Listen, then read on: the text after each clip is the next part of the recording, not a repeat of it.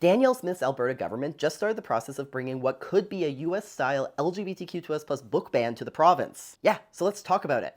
Today, the Alberta government started a public feedback process around what they are calling extremely graphic and age-inappropriate content in school library books. Through investigations conducted by my office, we have found books in K-12 schools that show extremely age-inappropriate content. And among the books singled out by the government as examples of this inappropriate content are award-winning graphic novels Maia Kobabe's Genderqueer, Alison Bechdel's Fun Home, and Mike Curato's Flamer, which, by the way, are all about queer or trans people.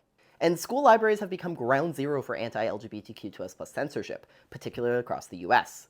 Conservative organizations like Moms for Liberty have gone on crusades across America to have books depicting even the tamest of queer and trans experiences banned.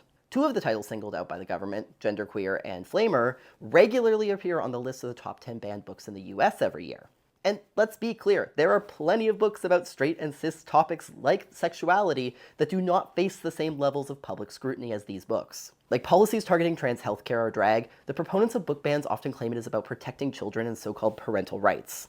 But these policies suppress young people's ability to access affirming and inclusive stories and limit parents' rights to give their kids access to that information.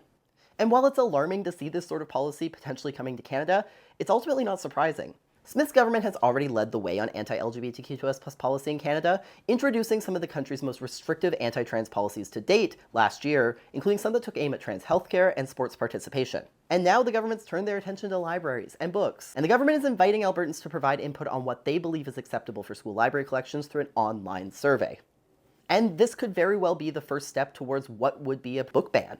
The government says that the new standards developed through this process will be mandated for schools to implement at the start of the 2025-2026 school year.